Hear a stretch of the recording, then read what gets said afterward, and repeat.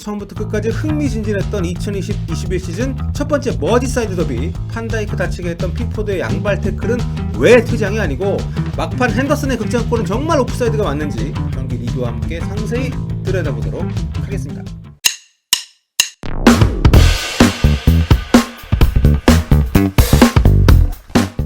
안녕하세요, 볼트TV 성혁입니다. 2020년 10월 17일은 저에게 아주 의미 있는 날이 됐습니다. 다름 아니라 유튜브 10만 구독자에 도달을 했기 때문에 늘 시청해주시고 좋은 말씀 남겨주셔서 진심으로 감사드립니다. 자, 경기 얘기로 넘어갈게요. 프리미어리그 5라운드 첫 경기였죠. 토요일 저녁 8시 반에 킥오프한 에버턴과 리버풀의 머지사이드 더비. 리버풀이 지난 라운드에서 애스턴빌라에게 2대7로 참패를 하면서 5위로 떨어졌죠. 에버턴은 무려 4연승을 달리면서 리그 선두를 달리고 있는 상황이고요. 게다가 에버턴은 10년간 리버풀을 이긴 적이 없었기 때문에 이제 치열한 승부가 기대가 됐습니다. 뭐 안 그래도 두 팀은 긴 역사만큼이나 사연이 많은 지역 라이벌입니다. 1878년에 먼저 생긴 에버턴은 창단 얼마 뒤부터 안필드를 홈으로 쓰던 팀입니다. 그런데 건물주하고 문제가 생겨서 1892년에 홈구장을 지금의 구디슨 파크로 옮긴 건데요.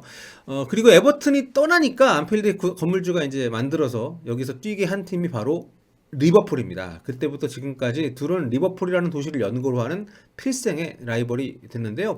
저 위가 이번 경기가 열린 구디슨 파크고 바로 이게 제 옆에 여기가 안필드입니다. 아주 가깝죠. 경기를 앞두고 리버풀은 분위기가 흉흉했습니다. 영국은 지금 코로나 확진자가 하루에 무려 2만 명씩 우리나라 비교하면 어마어마하네요. 하루 2만 명씩 확진자가 발생하는 아주 위험한 상황에 놓여 있는데요. 리버풀 시장의 친형마저 코로나로 사망을 했고, 리버풀은 워낙 확진자가 많이 나와서 거리두기 3단계가 지금 시행이 되고 있다고 합니다. 이런 상황에서 두 팀 선수들 팬들을 위해 정말 치열하고 또 멋진 승부를 펼쳤는데요. 기본적으로 4-3-3을 베이스로 하는 팀들이지만 세부 운영은 좀 다릅니다. 리버풀은 중앙에 티아고 알칸타라가 핸더슨과 함께 공격을 조율했고, 에버튼은 오른쪽 윙포워드로 기용된 하메스 로드리게스 정말 잘합니다.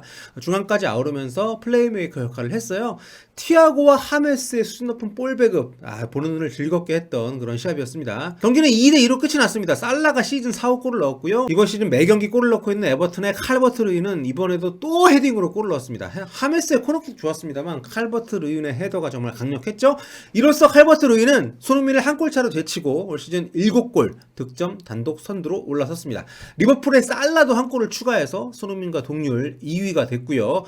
자, 그런데 오늘 리뷰는 경기 내용보다는 좀 이 얘기들을 해야 될 것 같습니다. VAR이 돌아간 두 번의 승부처에서 논란이 발생을 했어요. 먼저 뒤에 보이는 이 판다이크 부상 장면인데요.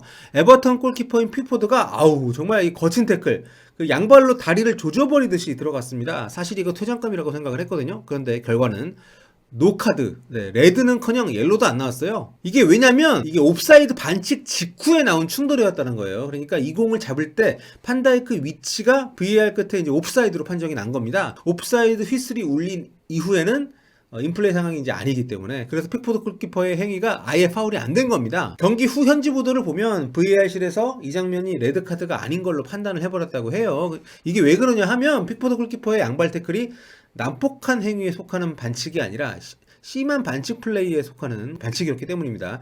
만일 이 반칙이 난폭한 행위, 그러니까 이제 바이올런트 컨덕트에 해당이 되는 반칙이었다면 인플레이 여부와 상관없이 퇴장이 나왔을 수도 있습니다. 축구 규정에 따르면 플레이와 상관없이 벌어진 난폭한 행위, 그리고 침뱉기나 깨물기나 아니면 욕설 같은 이런 이제 플레이의 연장선상이 아닌 문제로 인한 이 규율 위반은 VAR 리뷰 및 징계가 가능하다고 적시를 하고 있습니다. 그런데 이날 나온 장면은 이제 경기 연장선상에서 나온 충돌, 심한 반칙 플레이였기 때문에 이 시점이 이제 그 앞선 옵사이드 반칙으로 이제 없던 게 돼버려서 반칙이나 카드 적용이 이제 안 되는 그런 상황인 거죠. 결과적으로 리버풀은 아웃 오브 플레이 상황에서 나온 반칙 때문에 핵심 수비수를 잃어버렸지만 상대는 아무런 타격도 없는 그런 상황이 된 겁니다. 굉장히 억울한 상황이 된 거죠. 아무튼 픽포드에게 카드가 주어지지 않은 건 오심은 아니었다는 거, 심판진의 판단은 그렇습니다.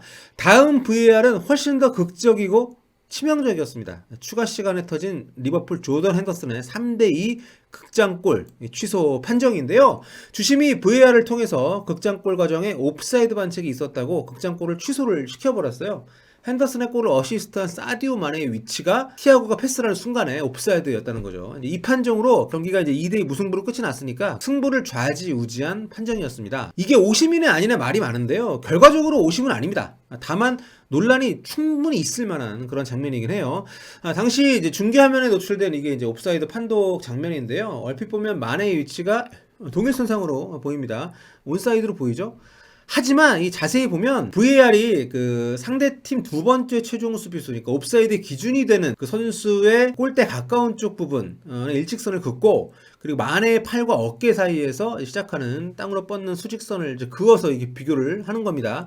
이거 좀 더 자세히 보여드리면 이 그림에서 노란색 선이 이제 예리미나의 발끝하고 동일선상에 있는 거고요. 검정색 선은 마네의 팔과 어깨 사이에서 내려 그은 그 선과 동일선상입니다. 그러니까 이 그림대로면 규정에 따라 옵사이드 반칙이 맞는 거죠. 검정색이 노란색 뒤에 있으니까. 근데 이 그림으로 보면 맞다 치고 근데 이게 수긍이 되십니까? 그러니까 제가 이제 오심이 아니라고 말씀드린 이유는 이제 이 그림 때문이고요. 근데 오심이 아니라 하더라도 좀 뭔가 찜찜하지 않습니까? 이게 왜 그러냐면 팔 위치도 그렇고 정지화면의 시점도 그렇고 이게 딱 떨어지지 않는 면이 분명히 있거든. 게다가 이게 프레임 단위로 끊어가지고 보여주는 정지화면은 몇 분의 뭐 1초이긴 합니다. 뭐 어쨌든 놓치는 부분이 있고요. 그러니까 오차의 여지가 분명히 있기 때문에 이 정도의 나노 단위 줄긋기가 과연 합당하냐? 저는 그런 의구심이 안 지워진다는 거죠. 여기에 그은 줄도 이제 허접하고 신뢰가 안 가요. 좀 미안하지만 물론 오심이 아니라는 거 뭐 인정은 하고 넘어갑니다만 스페인 보십시오.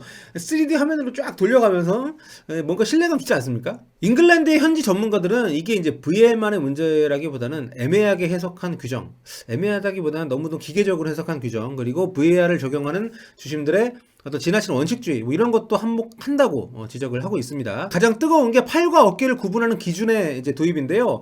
이번에 이제 2020-2021 시즌에 맞춰서 IFAB에서 이제 핸드볼 파울의 기준이 되는 팔과 어깨 위치를 명확하게 정의를 내렸잖아요. 이게 in the line with the bottom of the armpit. 근데 이게 겨드랑이 맨 아랫부분과 일직선을 이루는 부분. 그러니까 이쯤 되는 거죠. 예.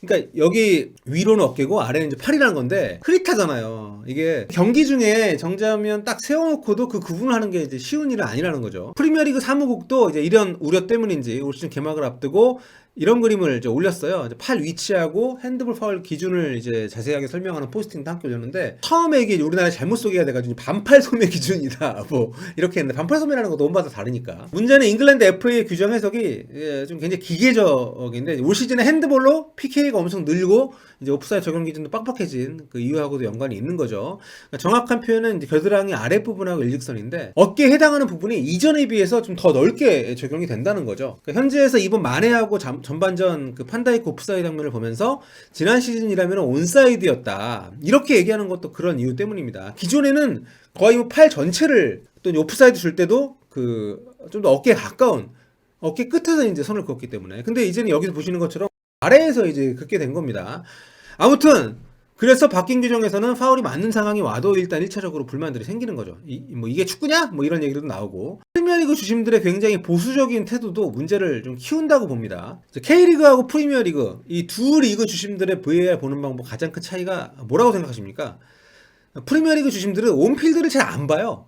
이 경기에서도 그랬는데 계속 이제 헤드셋 무선으로 얘기만 합니다. VAR하고. 근데 경기 지연을 최소화시키려는 의도는 알겠는데 아니 더 정확한 게 중요하지 않습니까? 본인이 직접 달려가서 이렇게 K리그 심판분들처럼 직접 온필드를 보고 이제 판단하는 게 결국 이제 모든 판정 VAR은 책임을 지지 않아요. 모든 판정의 책임과 최종 결정은 주심이 하는 거기 때문에 아무튼 저는 만약에 이제 프리미어리그 주심들이 온필드를 조금만 더 적극적으로 본다면 분명히 판정 논란 크게 줄어들 거라고 생각을 합니다. 자, 아무튼 이 두 번의 VAR로 아무것도 얻지 못하게 됐습니다. 경기는 이제 2대2로 끝이 났고요. 원칙적으로 뭐 오심이라고 할 수 없는 상황입니다. 하지만 정심이라고 하기에도 좀 이런 좀 꽤 애매한 상황이에요. 이런 식이면은 아마 논란 계속 이어질 겁니다. 뭐 이 10년이고 20년이고 간에. 자, 머지사이드 더비 굉장히 경기 재밌었죠. 네, 하지만 좀 아쉬움이 남습니다. 프리미어리그 사무국 또 심판진들이 좀 더 신경을 좀 썼으면 좋겠다는 생각 개인적으로 남겨보고요. 오늘 영상 여기서 마무리하도록 하겠습니다. 지금까지 볼루TV 세영이었고요. 언제나처럼 구독해주셔서 진심으로 감사드립니다. 다음 시간에 만나요. 안녕.